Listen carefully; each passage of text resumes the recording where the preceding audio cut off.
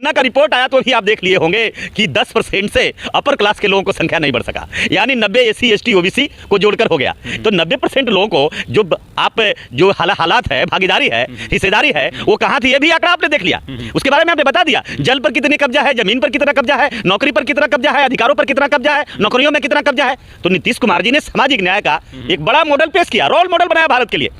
पहला राज्य और पहला मुख्यमंत्री श्री नीतीश कुमार जी ने लोकतंत्र का झंडा उठाया और सबको भागीदारी देने की कसम खाई, जिसका मॉडल भारत में नहीं, भारत के बाहर भी जोरों पर चर्चा है, पूरे विश्व में चर्चा का विषय है। और एक ऐतिहासिक घटना हुआ जब बिहार के विधानसभा में 50% आरक्षण के आगे कोई हिम्मत नहीं आज तक मुख्यमंत्री बढ़ा सका। किसी मुख्यमंत्री ने आज तक कहा भी नहीं, सुप्रीम कोर्ट की कहा कि आग से लौ से झुलस जाओगे अगर 50% के आंकड़ा से बाहर जाओगे, लेकिन श्री नीतीश कुमार जी ने हिम्मत किया। उसी बिहार के ऐतिहासिक विधानसभा में 2/3 बहुमत से, सर्वसम्मति से, 2/3 नहीं सर्वसम्मति से ये बिल को पास कराया और वो 65% पे ले गए और 75% का भी बयान उन्होंने दिया। जनता पार्टी सबसे पहले तो भारतीय जनता पार्टी के लोग होड़ मची है और वो खुद कह रहे हैं, मध्य प्रदेश में जाकर कहे हैं कि हम जातीय जनगणना कराएंगे। और खास करके इंडिया गठबंधन के नेतृत्व कर रहे हैं श्री राहुल गांधी जी ने स्पष्ट और खड़गे जी ने स्पष्ट कह दिया है, बोल दिया है कि अगर हमारी सरकार बनेगी तो पूरे भारत में हम जातीय जनगणना को कराएंगे। आज नीतीश कुमार जी महानायक बन गए हैं, इतिहास में अपना एक नाम जोड़ लिया है। अगर भारत में अब राजनीति होगी, प्रधानमंत्री बने या नहीं बने, लेकिन स्पष्ट शब्दों में मैं बता देना चाहता हूं, नीतीश के लाइन पर ही भारत को चलना पड़ेगा, प्रधानमंत्री को ही चलना पड़ेगा। जो लाइन नीतीश जी ने खींच दिया है वही सामाजिक न्याय की लाइन है, वही संविधान लाइन का लाइन है, वही लोकतंत्र की लाइन। साथियों नमस्कार, मैं हूं विवेन सिंह और आप देख रहे हैं क्लाउड न्यूज। हमारे साथ हैं इस समय राजेंद्र सिंह यादव जी, जो कि बहुजन मूवमेंट पे और ओबीसी के जो आरक्षण है और ऐसे कई राजनीतिक मुद्दों पे जो अपनी राय को बेबाकी तरह से रखते हैं। बात करेंगे अभी जो बिहार में जिस तरह से आरक्षण को बढ़ाया गया है उस पर हम बात करेंगे। जो बिहार में पास हो गया है बिहार की विधानसभा में कि आरक्षण बढ़ाया जाए, जाति जनगणना हुई, जनगणना के बाद देखा गया कि वहाँ पे जो जितनी जिनकी संख्या है उतनी हिस्सेदारी नहीं है, तो उसी को लेकर वहाँ पे आरक्षण को बढ़ा दिया गया। तो उसी को लेकर बात करेंगे राजेंद्र यादव जी से, क्योंकि ये भी बिहार से आते हैं और समाज सेवा में और राजनीतिक मुद्दों पर अपनी बात को बेबाक रूप से रखते हैं। तो यादव जी हमें बताइए कि जिस तरह से वहाँ बिहार में आरक्षण को बढ़ा दिया गया है उसको आप किस तरह से देखते हैं, क्योंकि ये पहली बार हो रहा है बिहार में जातीय जनगणना, पहली बार राज्य सरकार ने कराई, उसके बाद आरक्षण को बढ़ा दिया, ये पहली बार बिहार में हो रहा है, तो आप इसको किस तरह से देखते हैं? बहुत बहुत धन्यवाद आपको विवेंद्र जी और आई क्लाउड के सारे दर्शकों को मैं अपनी ओर से शुभकामनाएं देता हूं, बधाई देता हूं। आपने जो कहा अभी कि आरक्षण का दायरा को श्री नीतीश कुमार जी ने बढ़ा दिया है, तो मैं स्पष्ट रूप से बता दूँ कि नीतीश कुमार जी ने जब जातीय जनगणना कराया तो लोगों को ऐसा लगता था कि जातीय जनगणना का मतलब है कि सिर्फ जातियों का आंकड़ा बता दें। भारत में जो खासकर लोकतंत्र है, जो आप कहते हैं कि दुनिया का सबसे बड़ा लोकतंत्र भारत में जमहूरियत है, लोकतंत्र है, डेमोक्रेसी। तो डेमोक्रेसी क्या परिभाषा है? डेमोक्रेसी कहता है कि जिनकी जितना संख्या भारी उनको उतनी भागीदारी। अब स्पष्ट रूप से आ गया, रिजल्ट आ गया, जातीय जनगणना सर्वे आ गया कि इस देश में जगदेव बाबू ने भी यही की बात कहा था। आज जहां कहीं भी हो गए उन्हें मैं श्रद्धा का सुमन अर्पित करता हूं, श्रद्धांजलि देता हूं। जगदेव बाबू को बड़ा राहत मिल रहा होगा। जगदेव बाबू ने ही ये बात को कहा था कि 100 में 90 शोषित है, 90 भाग हमारा है, 10 का शासन 90 पर नहीं चलेगा, नहीं चलेगा। ये उनकी ही बात थी। और जनगणना का रिपोर्ट आया तो भी आप देख लिए होंगे कि 10% से अपर क्लास के लोगों को संख्या नहीं बढ़ सका, यानी 90 SC ST OBC को जोड़कर हो गया। तो 90% लोगों को जो आप जो हालात है, भागीदारी है, हिस्सेदारी है, वो कहाँ थी ये भी आंकड़ा आपने देख लिया। उसके बारे में आपने बता दिया जल पर कितने कब्जा है, जमीन पर कितना कब्जा है, नौकरी पर कितना कब्जा है, अधिकारों पर कितना कब्जा है, नौकरियों में कितना कब्जा है। तो नीतीश कुमार जी ने सामाजिक न्याय का एक बड़ा मॉडल पेश किया, रोल मॉडल बनाया भारत के लिए। जातीय जनगणना भी रोल मॉडल बनी कि भारत पहला राज्य है जो भारत में पहला राज्य और पहला मुख्यमंत्री श्री नीतीश कुमार जी ने लोकतंत्र का झंडा उठाया और सबको भागीदारी देने की कसम खाई, जिसका मॉडल भारत में नहीं, भारत के बाहर भी जोरों पर चर्चा है, पूरे विश्व में चर्चा का विषय है। और एक ऐतिहासिक घटना हुआ जब बिहार के विधानसभा में 50% आरक्षण के आगे कोई हिम्मत नहीं आज तक मुख्यमंत्री बढ़ा सका। किसी मुख्यमंत्री ने आज तक कहा भी नहीं, सुप्रीम कोर्ट की कहा कि आग से लौ से झुलस जाओगे अगर 50% के आंकड़ा से बाहर जाओगे, लेकिन श्री नीतीश कुमार जी ने हिम्मत किया। उसी बिहार के ऐतिहासिक विधानसभा में 2/3 बहुमत से, सर्वसम्मति से, 2/3 नहीं सर्वसम्मति से ये बिल को पास कराया और वे 65% पे ले गए और 75% का भी बयान उन्होंने दिया था। मैं धन्यवाद देता हूं मुख्यमंत्री जी को कि बिल्कुल 75% दिए। लेकिन मैं माननीय मुख्यमंत्री जी को कहूंगा, माननीय मुख्यमंत्री जी, मुझे पूरा भरोसा है जिस दिन आज भारत के प्रधानमंत्री, जिस दिन वजीर आला भारत का आप बन जाएंगे, उस दिन मुझे भरोसा है 90% इस देश के मूल निवासियों को, कमजोर लोगों को आरक्षण जरूर आप देने का काम करेंगे। उस दिन लोकतंत्र का सपना साकार हो जाएगा। जैसा कि आपने कहा कि प्रधानमंत्री बन जाएंगे, प्रधानमंत्री के जो कि इंडिया गठबंधन है उसकी नींव रखने वाले नीतीश कुमार जी थे, उन्होंने इंडिया गठबंधन को बनाया, पहल की। लेकिन आज देखा जा रहा है कि इंडिया गठबंधन में अभी फूट पड़ती नजर आ रही है।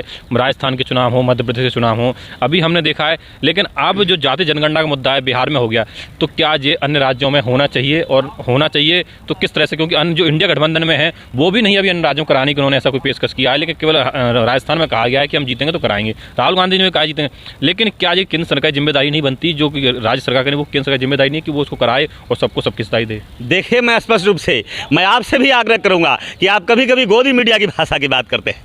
आप भी जो कह रहे हैं जनगणना के प्रश्न पर कहते हैं और दूसरे राज्यों में, तो मैं स्पष्ट रूप से आपको बता दूं कि जो ये मॉडल जो बिहार से बना है, जिसको एक नहीं, सबसे पहले तो भारतीय जनता पार्टी के लोग होड़ मची है, और वो खुद कह रहे हैं, मध्य प्रदेश में जाकर कहे हैं कि हम जातीय जनगणना कराएंगे। और खास करके इंडिया गठबंधन के नेतृत्व कर रहे हैं श्री राहुल गांधी जी ने स्पष्ट और खड़गे जी ने स्पष्ट कह दिया है, बोल दिया है कि अगर हमारी सरकार बनेगी तो पूरे भारत में हम जातीय जनगणना को कराएंगे। आप तेलंगाना के बारे में आपको रिपोर्ट मिली होगी, आपको झारखंड का रिपोर्ट मिला है, कई राज्यों में सर्वे करा करके रिपोर्ट जारी करना बाकी है। ये कहां से आप कह रहे हैं? और आप कह रहे हैं फूट की बात, तो मैं पत्रकार साहब बता दूं देवेंद्र जी, कोई फूट नहीं है इंडिया गठबंधन में। भारत में लोकतंत्र है, सबको पार्टी चलाने का, सबको चुनाव लड़ाने का, सबको अपने किस्मत करने का अधिकार है। इंडिया गठबंधन 2024 के लिए बनाया जा रहा है, और ये खासकर जो 5 राज्यों में भी चुनाव है, ये 5 राज्यों में कोई गठबंधन की बात कभी नहीं की गई है, कोई मामला गठबंधन का नहीं है। ये 5 राज्यों का जो चुनाव है, ये 5 राज्यों के लोग, सभी पॉलिटिकल पार्टियां लोकतंत्र का सम्मान करते हुए, संविधान का सम्मान करते हुए, अपनी पॉलिटिकल पार्टी की आजमाइश करते हुए, शक्ति का प्रदर्शन करते हुए अपने चुनाव लड़ रहे हैं। लेकिन कोई इंडिया में फूट नहीं है, पूरे भारत एक है, कश्मीर से कन्याकुमारी तक इंडिया गठबंधन मजबूत है। लेकिन बाद में भी आपको मैं कह देना चाहता हूं, जो आप कह रहे हैं, आपका इशारा मैं समझ रहा हूं, एमपी का इशारा आप कर रहे हैं, आप राजस्थान का इशारा कर रहे हैं, तो वहां भी मैं स्पष्ट रूप से कह दूं, एमपी और मध्य प्रदेश में जमानत नहीं बच रही है भारतीय जनता पार्टी के, क्योंकि मुंह लटक गया है, निराशा में बैठे हैं मोदी जी। आज भारतीय जनता पार्टी कार्यालय में सलाटा है, आ रहा है रिपोर्ट, सर्वे इंटेलिजेंसी का रिपोर्ट आ रहा है, सीआईडी वाले रिपोर्ट दे रहे हैं। पूरे भारत में आंधी चल रही है, इंडिया की आंधी चल रही है, भारतीय जनता पार्टी कहीं चलने वाली नहीं है। लेकिन मैं विषय में आना चाहता हूं, क्योंकि हम तो हमेशा देखे हैं, आप हमेशा बुनियादी उन मुद्दों को उठाते रहे हैं। आपने संवैधानिक अधिकार, लोकतांत्रिक अधिकार, लोकतंत्र और संविधान की रक्षा की बातें हमेशा की है, और आज भी आपका जो सवाल है,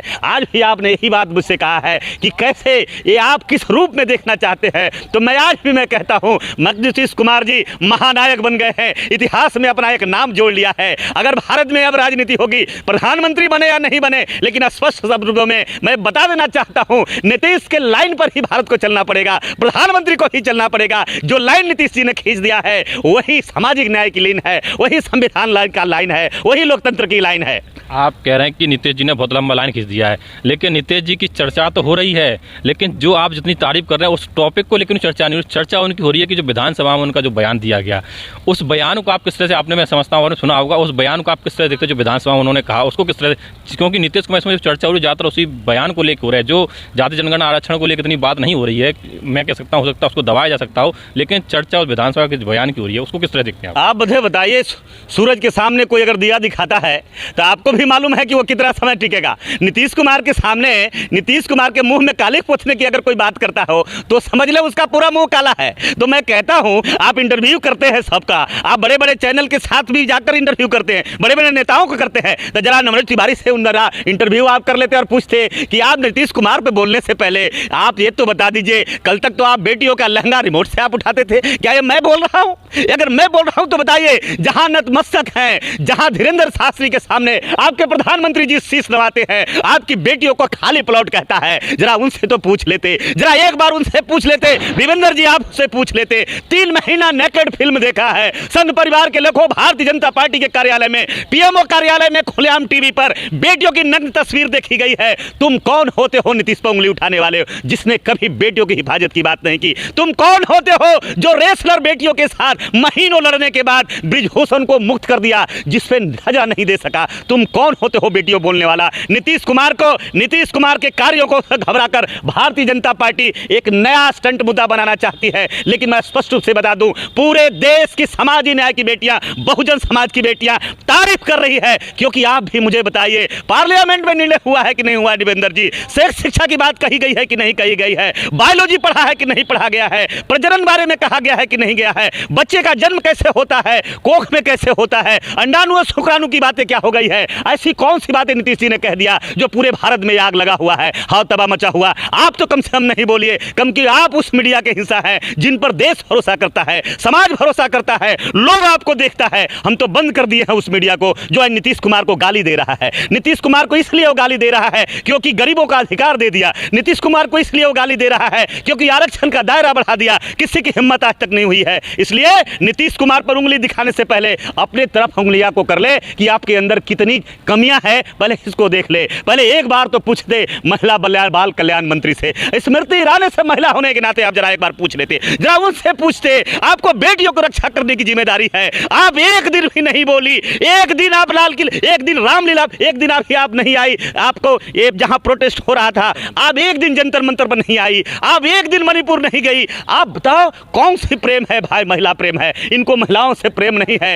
ये महिला से अगर प्रेम होता, ये रामायण से प्रेम नहीं करते। महिला से अगर प्रेम होता तो ये आज कुंती को नहीं दिखाते। महिला से प्रेम होते, अनसुईया को नंगा करके खुशी को खाना खिलाने की घटना को ये नहीं बताते। ये अगर महिला से प्रेम होते तो ये देश में आप कृष्ण के साथ करोड़ों लाखों गोपियों को नंगा तस्वीर ये नहीं देख पाते। इसलिए साबित करता है इनके पास, इनके दिल में महिलाओं के लिए प्रेम नहीं है। ये महिलाओं को आज भी जैसे कल खिलौना समझते थे, आज भी खिलौना समझते थे। लेकिन आज भी कहता हूं, बेटियां महाशक्ति है, बेटियां जाग गई है और आपको समझ चुकी है ये समाज का आप राक्षस है। आपको बध होना तय है, 2024 में भी आपको बध होना है।